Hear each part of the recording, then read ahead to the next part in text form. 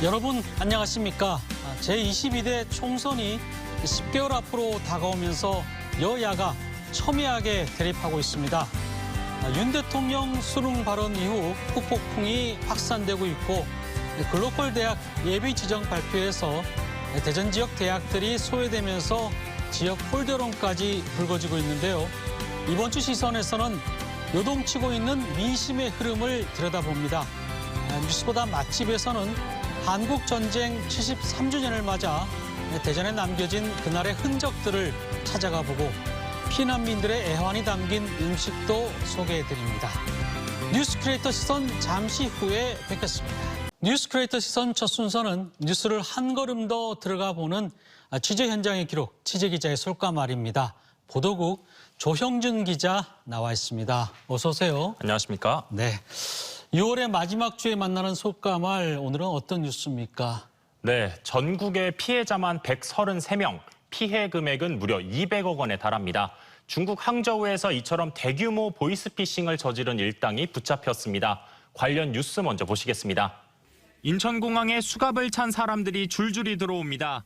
경찰에 연행되는 이들은 중국 항저우에서 보이스피싱 범죄를 저지르다 국내로 송환된 한국인 조직원 8명입니다. 이들은 역할을 3단계로 나눠 치밀하게 범행했습니다. 우선 피해자에게 자신이 검찰 수사관이라며 전화해 피해자 명의의 계좌가 범행에 사용됐다고 속였습니다. 이어 자금 추적을 위해 계좌에 현금을 뽑으라며 악성 앱 등을 설치하게 했습니다. 마지막으론 가짜 금감원 직원이 등장해 대출 여부를 확인하겠다며 가능한 대출을 모두 받게 시켜 피해 규모를 급격히 늘렸습니다. 특히 위조된 검사 신분증과 구속영장까지 만들어 피해자들을 속였고 심지어 의심하는 피해자들에게 영상통화까지 걸어 가짜 검사 사무실을 보여주기도 했습니다. 지난해 7월 발생한 보이스피싱 단일 사건으론 역대 가장 많은 41억 원의 피해가 발생한 사건도 이 조직의 범행으로 밝혀졌습니다. 지난해 국내에선 2만 건이 훌쩍 넘는 보이스피싱이 발생했고 이에 따른 피해액도 5,400억 원이 넘습니다. 네, 보이스피싱과 관련된 최대 사건이 또 터졌습니다. 이 단일 금액으로도 최대 피해액인데요. 사실 그동안에 보면은 검찰이다, 또 당신 통장이 대포 통장으로 활용됐다. 이거 저희가 언론에서 수없이 얘기를 했는데 그렇죠. 어떻게 또 이런 사건이 더 터졌을까요? 이게 어떻게 가능하게 된 겁니까? 네, 저도 참 취재를 하면서 여러 네. 번 되물었을 정도로 정말 저도 믿기 힘든 일이 또 터졌다라는 생각을 했습니다. 네.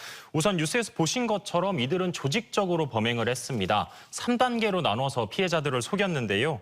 먼저 검찰 수사관이 등장을 해서 당신의 계좌가 범행에 사용됐다. 이거 굉장히 지금 심각한 범죄다라고 하면서 공포심을 유발시켰고 이후에 검사가 등장을 해서 신뢰를 확보하고 또 핸드폰, 이제 휴대전화에 악성 앱을 설치하게 네. 했습니다. 마지막으로는 이제 금감원 직원이 등장을 해서 이제 가짜 금감원 직원이죠, 물론. 이제 대출을 유도하면서 추가 피해를 유발했습니다. 이런 치밀한 조직 범행에 133명의 피해자가 발생했고 피해 금액은 앞서 보신 것처럼 무려 200억 원에 달할 걸로 보입니다. 특히 또 개인 단일 사건으로는 역대 최고 금액이었던 41억 원, 그리고 그 다음 이제 최대 금액이었던 21억 원의 피해도 모두 이 범행의 범행으로 밝혀졌습니다. 네. 사실 많은 시청자들이 좀 의아해할 거예요. 왜냐하면 보이스피싱 관련된 영화도 나왔고 또 관련 저희가 보도도 보면은 사칭하는 이런 전형적인 수법이거든요. 지금 방금 얘기한 부분들이. 그런데 보니까 피해자들이 의심스러워서 확인 전화를 해봤더니 실제 검찰과 금감원에 같은 인물이 있더라. 이게 좀 다른 부분인 것 같은데 그럼 이거 사칭한 겁니까, 이게? 네. 이게 약간 좀 설명해드릴 부분이 있을 것 같습니다. 물론 당연히 피해자분들도 전화를 받고 당연히 의심하시고 그렇죠. 또 확인을 하셨겠죠. 그래서 검사가 진짜 맞는지 확인 전화도 했는데 이게 문제가 이미 휴대전화에 앞서 깔려 있었던 악성 앱이 문제가 됐습니다. 이 조직이 악성 앱을 깔게 한 이유는 이 검사의 전화번호로 전화를 하더라도 중간에서 조직원들이 이 전화를 가로챌 수 있었기 때문입니다. 그렇기 때문에 피해자들은 난 검사한테 전화를 했는데 정말 검사가 전화를 받는 거죠. 라고 느끼는 건데 실제로는 바로 그 옆에 있던 다른 조직원이 네, 여기 어디 검찰입니다 하면서 이제 그 전화를 가로챘다. 그렇기 때문에 피해자들도 꼼짝없이 속을 수밖에 없었고 또 심지어는 이렇게 전화만으로 의심하는 피해자들한테는 영상통화까지 했습니다. 영상통화에서 보여준 내용은 이제 가짜 검사 사무실을 꾸며놓고 네. 이렇게 뭐 여기 검찰 기도 있고 또 뭐 이렇게 가짜 구속영장도 보여주고 가짜 검찰 신분증까지 보여주면서 피해자들이 뭐 정말 꼼짝없이 속을 수밖에 없게 그렇게 범행을 치밀하게 준비했습니다. 그러니까 실존 인물을 사칭한 건 아니라는 거죠. 실존 인물을 사칭한 경우도 있지만 그런 또 경우도 아예 있고. 가상의 인물을 만들어낸 경우도 있습니다. 이제 전화 가로채기를 통해서. 그렇습니다. 네. 어찌됐든 간에 피해가 커지니까 충남 경찰청에서 이제 수사가 들어간 것 같은데 검거 과정은 어떻게 진행이 됐습니까? 네, 지난해 7월에 단일 사건으로 가장 컸던 이 41억 원 보이스피싱 피해가 터진 이후에 수사력을 집중을 했습니다. 그래서 1년간 집중 수사를 했고 그 결과 중국 항저우에서 2017년 4월부터 조직돼서 활동을 시작했던 이 조직을 찾게 됐고 조직원 60명을 특정을 했습니다. 이후에 중국 공안 당국과 공조 수사를 통해서 이제 60명에 대한 추적에 들어갔고요.